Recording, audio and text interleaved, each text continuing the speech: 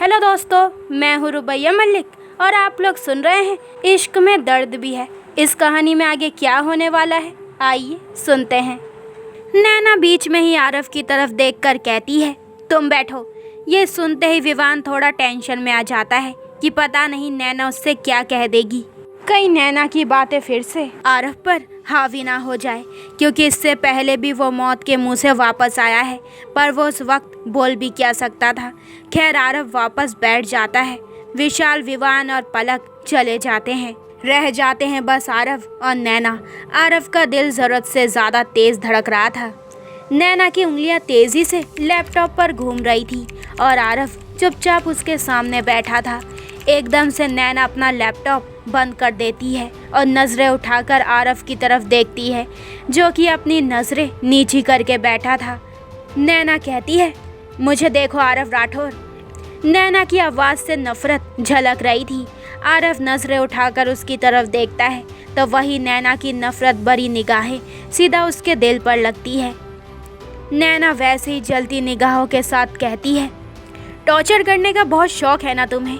आरव की नज़रें झुक जाती है। नैना टेढ़ा मुस्कुराकर कहती है, टॉर्चर क्या होती है ये मैं तुम्हें बताऊंगी।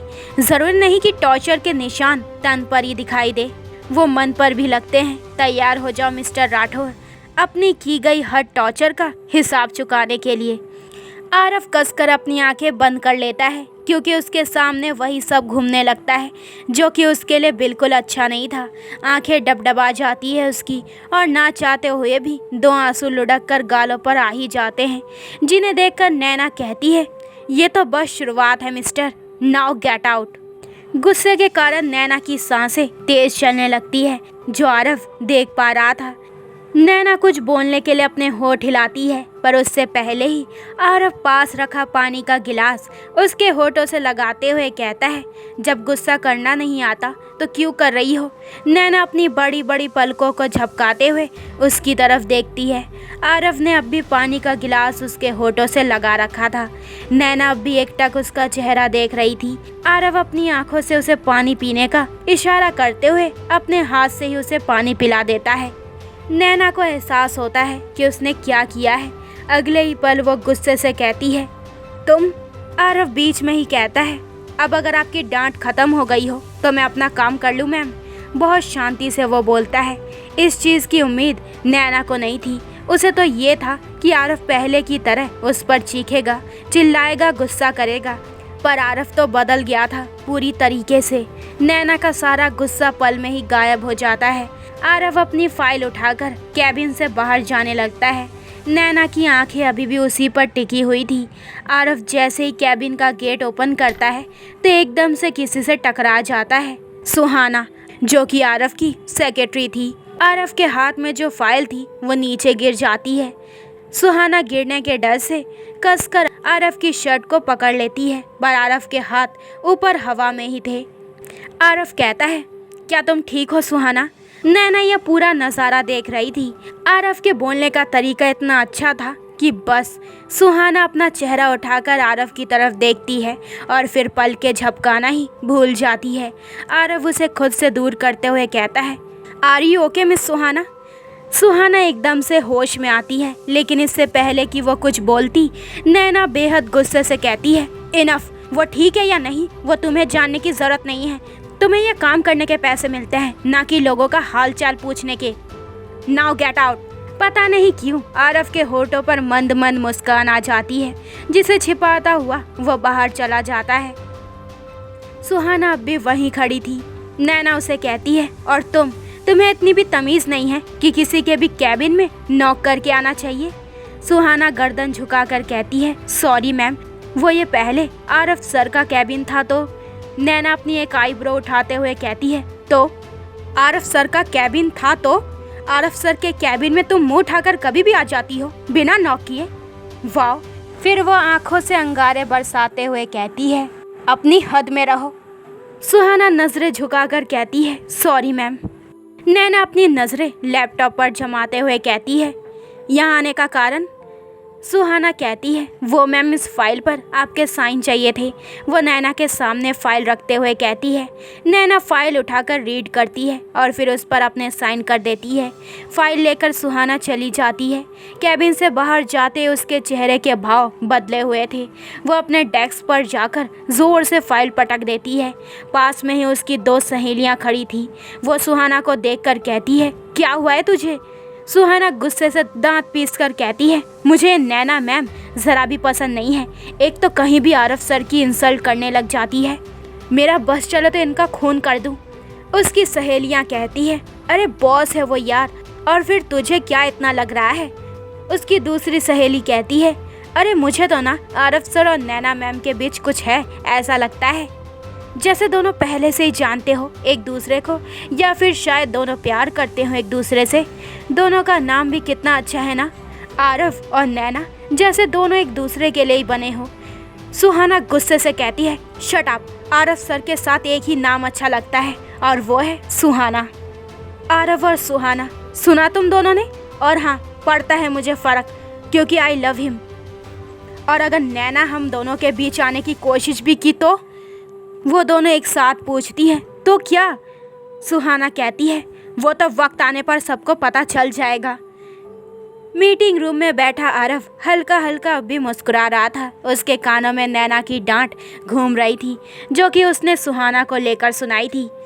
उधर जिस तरीके से सुहाना आरफ को देख रही थी, वही नैना की आंखों के सामने घूम रहा था। वो बार बार अपने सारे ख्याल झटक कर काम में मन लगाने की कोशिश कर रही थी, पर उससे हो नहीं रहा था। दूसरी तरफ स्कूल में परी अपनी छोटी छोटी 2 चोटी में बहुत ही क्यूट लग रही थी। वंश भी उसी स्कूल में था और परी की ही क्लास में था। लंच टाइम हो जाता है। टीचर सब बच्चों का लंच खोलने में उनकी हेल्प करती है। परी भी अपना लंच करने लगती है, पर गलती से उससे अपना सारा लंच गिर जाता है। वो रोने जैसी शक्ल बना लेती है, जिसे देखकर वंश को हंसी आ जाती है। परी अपना चेहरा लटकाकर वैसे ही बैठ जाती है।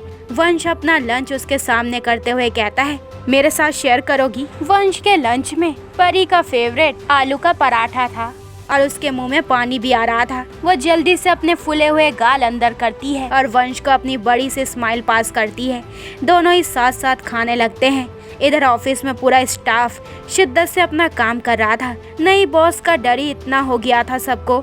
ऑफिस में लंच टाइम हो जाता है। नैना को किसी काम से बाहर जाना था तो वो चली जाती है। नैना जहाँ जहाँ जा रही थी उसको ऐसा लग रहा था कि कोई उस पर नज़र रखे हुए है। किसी की गहरी निगाहें उसे अपने ऊपर महसूस हो रही थी, पर जब वो इधर उधर देखती है तो कोई नज़र नहीं आता। फिर वो अपने सारे ख्याल झटक कर अपने काम में लग जाती है, इस बात से अनजान कि कोई उसकी चोरी से तस्वीरें खींच रहा था। दिन बीत जाते हैं और रात होती है। सब लोग अपने अपने घर में थे। विवान बिस्तर पर बैठा लैपटॉप पर काम कर रहा था। पलक चेंज करके वॉशरूम से बाहर आती है। दोनों की नजरें टकराती है और दोनों ही एक दूसरे को हल्की सी स्माइल पास करते हैं। पलक विवान से थोड़ी दूरी पर बैठते हुए कहती है, परी कहाँ है? विवान कहता है, वो आरफ के पास है। इसके बाद फिर थोड़ी देर के लिए खामोशी छा जाती है, जिसे विवान तोड़ता है और कहता है, क्या बात है, कुछ कहना चाहती हो? पलक कहती है, मैं सोच रही थी कि एक बार हम नैना से बात करें, उसको बताएं कि उसके जाने के बाद जीजू। विवान बीच में ही कहता है, नहीं, मुझे नहीं लगता हमें ऐसा करना चाहिए। उसका गुस्सा भी सही है अपनी जगह। अभी हमें कुछ नहीं करना चाहिए, तुम परेशान मत हो। पलक कहती है, हाँ, मैं परी को लेकर आती हूँ। ये कहकर वो परी को लेने चली जाती है।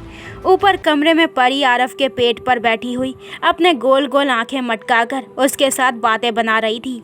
पता है बड़े पापा, आज स्कूल में मेरा लंच गिर गया था। आरफ कहता है, ओह, तो फिर तो मेरी गुड़िया को भूखा रहना पड़ा होगा। परी कहती है, नहीं, वो मेरा न्यू फ्रेंड है ना वंश, उसने मेरे साथ अपना लंच शेयर किया था। आरफ कहता है, अरे वाह, आपका फ्रेंड तो बहुत अच्छा है। तभी पलक नॉक करके अंदर आते हुए कहती है, चलो परी, अब सोने का टाइम हो गया है, बड़े पापा को भी सोना है। परी पलक की गोद में जाते हुए कहती है, गुड नाइट बड़े पापा।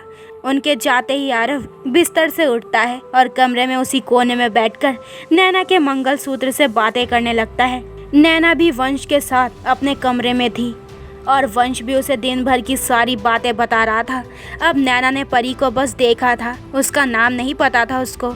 जहाँ हर कोई किसी न किसी के साथ बातें कर रहा था, तो वहीं एक शख्स एक बंद कमरे में अपनी आरामदायक कुर्सी पर अपने होठों में सिगरेट दबाए सामने दीवार पर लगी नैना की बड़ी सी तस्वीर को देख रहा था। उसकी आंखों में हवस थी और चेहरे पर कमीनेपन के भाव थे। उसकी जिंदगी का एक ही मकसद था, नैना को हासिल करना। तो दोस्तों, ये वाला एपिसोड यहीं पे ख़त्म होता है। अगले एपिसोड में जानेंगे कि इस कहानी में आगे क्या होने वाला है। आखिर कौन है यह नया शख्स जो नैना के पीछे पड़ गया है। तो आगे के एपिसोड और भी इंटरेस्टिंग होने वाले हैं। तो मेरे चैनल को जल्दी से सब्सक्राइब करें ताकि आपको मेरे न्यू एपिसोड के नोटिफिकेशन सबसे पहले मिल जाए। लाइक शेयर करें और कमेंट करके मुझे ज़रूर बताएं कि आप लोगों को ये स्टोरी कैसी लग रही है। अपना ख्याल रखें। बाय दोस्तों।